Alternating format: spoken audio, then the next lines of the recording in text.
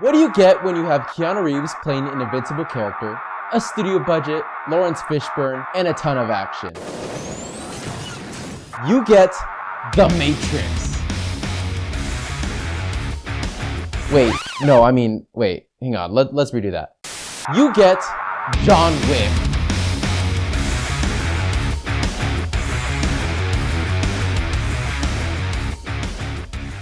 Almost all reviews of John Wick Chapter 4 say the same things. The action is badass, the choreography is top-notch, the cinematography is unmatched, and the characters are very interesting. All of that is very true. However, barely anyone seems to comment on the story that's unfolding.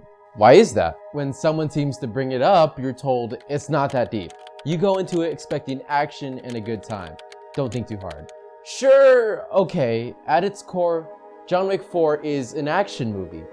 However, its greatest strength is also its greatest weakness. What it lacks is a cohesive story.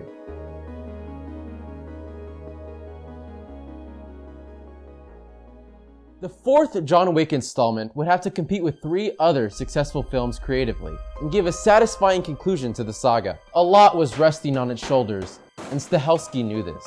He needed to go bigger and badder if he wanted to make this one stand out. Everyone knew that a John Wick movie would deliver on action, so he focused all of his attention there. In doing so, in my opinion, he neglected the nuanced storyline that had been creative in the previous films.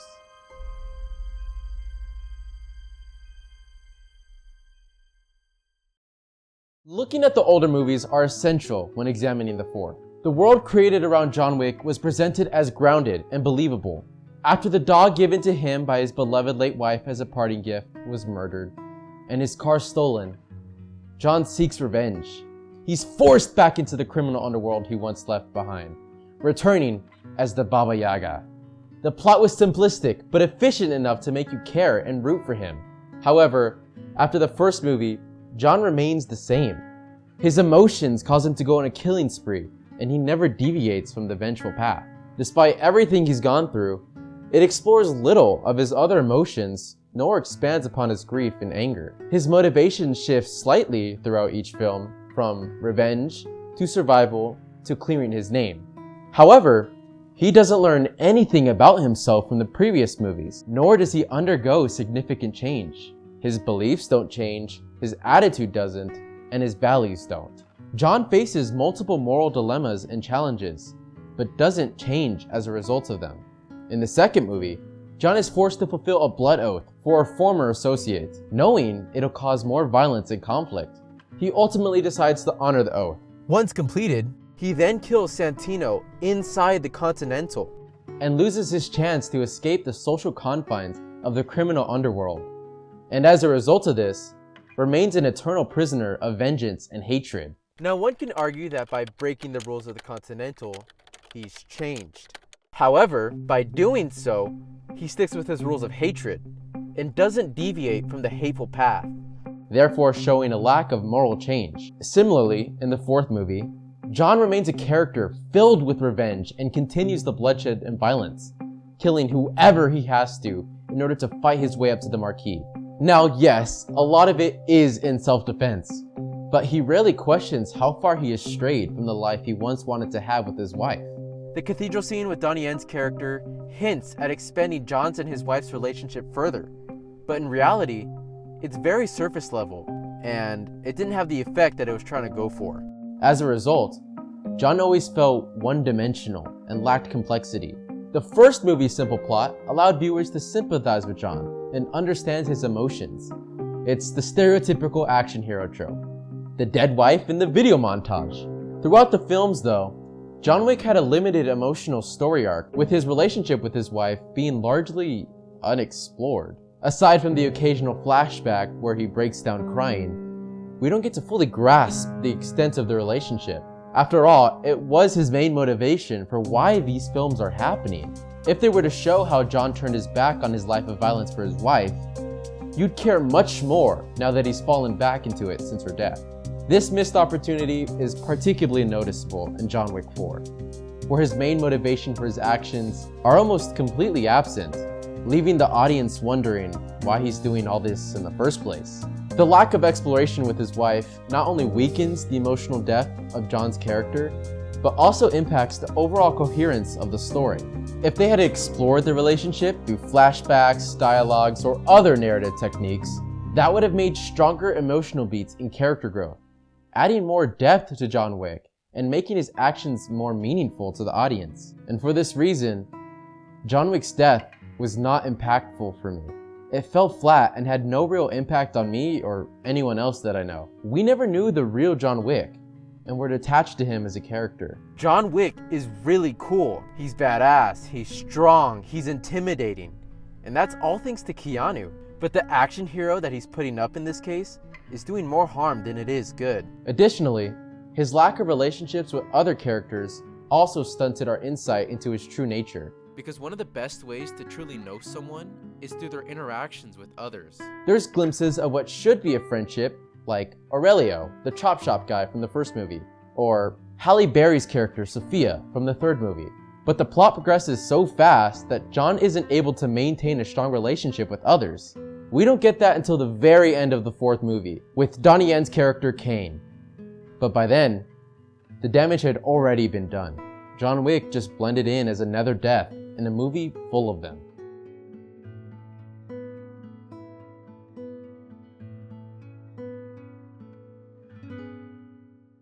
John's lack of growth mirrors the disjointed nature of every movie.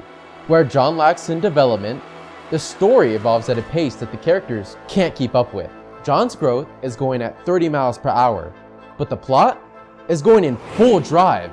Now let's play devil's advocate for a second and be generous to the writers. Let's give each movie an overall theme. The first is man v man, John versus Vigo. The second movie is once again man v man, John versus Giovanni. A little bit repetitive, but okay. Now the third movie starts the shift. At the beginning, it's once again a man v man, John versus the adjudicator. However, it evolves into a man v society, John versus the whole criminal underworld. The movie ends promising that it would upend the whole criminal society, upend the social order, and upend the high table.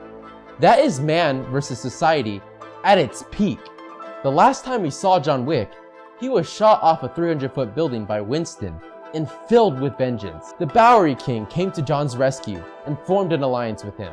John and the King were pissed and ready to take down the high table, forever ridding the world of the criminal organization plaguing society. Because I am really pissed off. You pissed, John? Are you?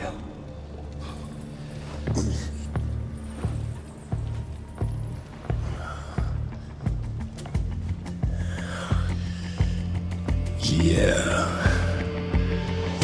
What a beautiful way to set up the next film. Surely they wouldn't just ignore this plotline completely, right? Oh, you silly goose, how sorely mistaken you are. The Bowery King opens the movie with a powerful monologue, taking place seemingly directly right after the last film. It wastes no time getting into the action. And it jumps to Morocco, where John would kill the one who sits above the high table. What? Already? The movie then reverts back into a man v man story, John versus the Marquis. It breaks the promise set up in the last film to go off and tell its own separate story. In fact, if you think about it, each movie tells its own independent story. You can go into any John Wick movie without watching the first or going out of order. You can do John Wick 1, 2, 4, John Wick 2, 3, 4, and so on. The third movie plays little to no role in the fourth movie. It goes back to the disjointed nature of each film, where the plot develops so fast that the characters don't have time to marinate. There's so much emphasis on the fast-paced action that the characters are pushed out of necessity. For example, it jumps from New York to Morocco to Osaka. It goes so fast that the old guy we just met has to die because his usefulness won't be able to keep up with the ongoing story. Same with his daughter, who is also forgotten and pushed away for later use. And the Bowery King, who was set up to be super important in the last one, was also pushed out of the story. The character's usefulness in one scene no longer holds value in another. You remember the girl from Morocco, Sophia, who was really convenient for John to reach the High Elder, but disappeared soon after? All of these characters had huge potential. There's a clear focus on action and visuals, and some people enjoy that. John Wick 4 is praised for this, and that's all you hear about. But since when did we start ignoring the laziness and cut corners of film simply because the action is good and it's beautifully shot?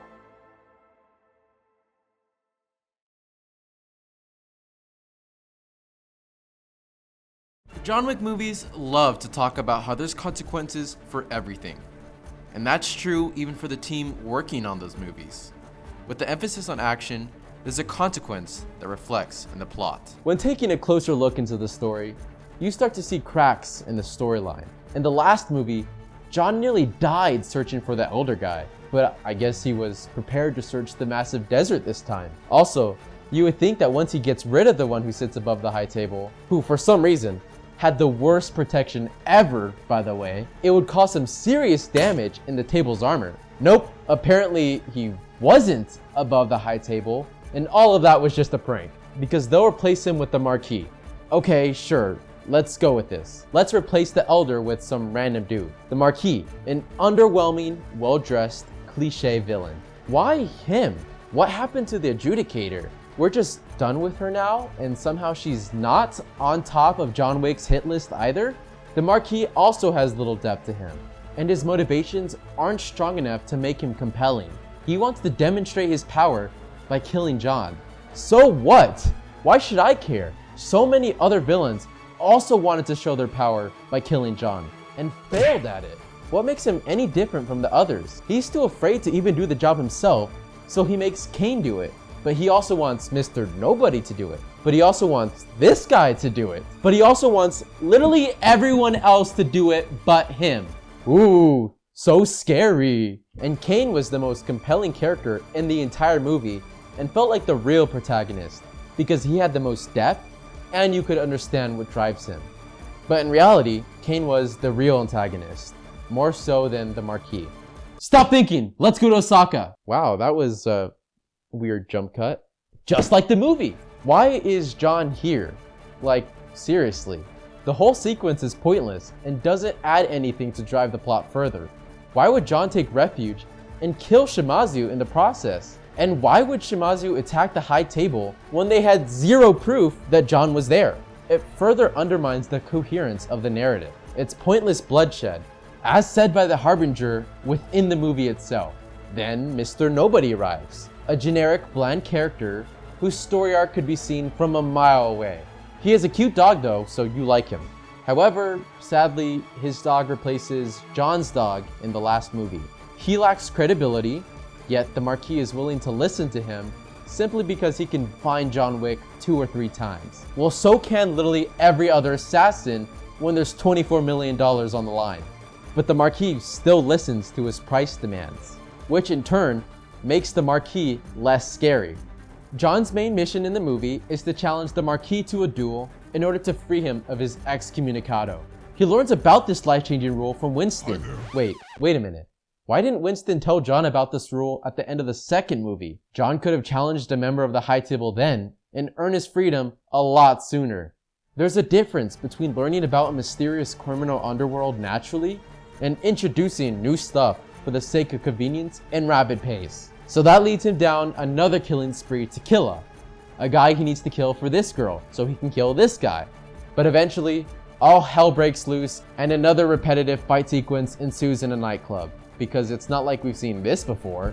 And surprisingly, no one in the club runs away screaming when they see John straight up murder people in front of them. The movie's contradicting itself, because in the first movie, when there was a shootout in a nightclub, people immediately began to run away in fear. Here, once it's convenient for the plot, then they begin to run away in fear. At the end of the fight, Killa falls from a big height and dies. Except when John falls from big heights, he walks it off like it's nothing. John falls into a car from 3 stories up and the roof caves in, but he gets right back up. The plot armor is so strong that there aren't any stakes in a fight because I know John is gonna win, making everything just mindless murder. The movie attempts realism and yet presents these unrealistic scenarios that often contradicts itself. In the first movie, John is shot about 3 times in the chest. He's gravely injured, but manages to pull through once he's made it to the doctor. In the 4th movie, John dies from 3 gunshot wounds. He also gets knocked out when hit by a car in the 1st, but is completely okay when he gets hit in this one, probably because of his superstar bulletproof suit that looks just about useful as paper.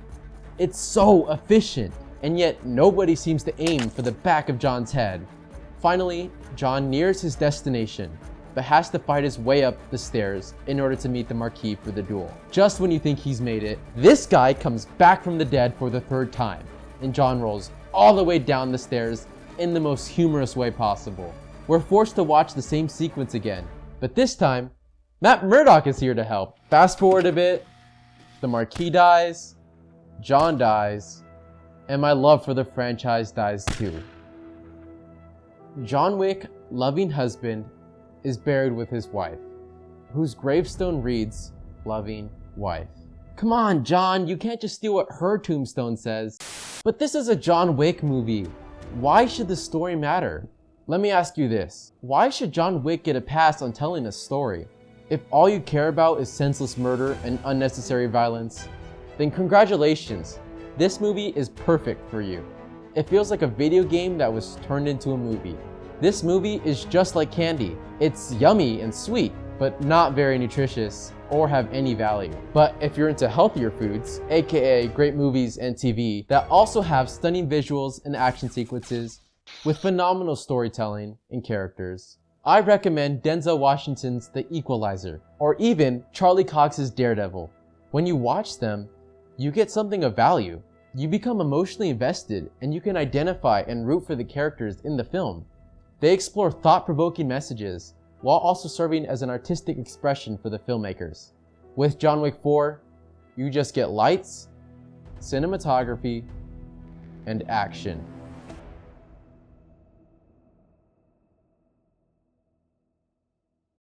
Action cinema was forever changed by John Wick Chapter 1. It proved that Keanu Reeves was truly an actor capable of serious action films, on par with people like Tom Cruise. It was authentic in its firearms and fighting details, with the filmmakers not only consulting experts, but also putting Keanu through a rigorous fighting martial arts program and gun training program. The enemies also attack in real time, not waiting for John to recover. Everything was well timed, and the stuntmen were like dancers. The sequences were long shots and allowed you to enjoy the intricacies and details of the fighting choreography, along with the excellent sound design that allows you to feel the impact from each shot, beautiful visual aesthetics, and phenomenal stunt work. John Wick Chapter 1 blew up at the box office and set the new standard of excellence for action films. While the action in the newest John Wick is good, it definitely overstays its welcome and gets repetitive after a few minutes. There's only a select few moves that John can do after 4 movies, so in order to spice things up, the director makes them longer with visually interesting cinematography to compensate for it. This movie's action also takes itself more seriously than the others do, so it doesn't really make sense for me when people say that the John Wick movies usually are self-aware and goofy sometimes. The Dragon Breath sequence was phenomenal because it was shot really well, similar to Brian De Palma's signature shot, or the video game Hong Kong Massacre. The same could be said for the roundabout and the stair action sequences as well. Once the epic music starts playing and a warrior-style chase begins, you forget the repetitiveness. However, they drag on for too long, with the action making up the majority of the movie. While yes, it is refreshing to see this style of action after seeing so much of the oversaturated superhero genre, like the Marvel movies, too much of one good thing can actually turn into a bad thing. While it is interesting at first, you can't help but feel tired after seeing so much repetitive violence when there's nothing else to balance it out. I am the target demographic, and really young, but I was still tired by the end of the movie.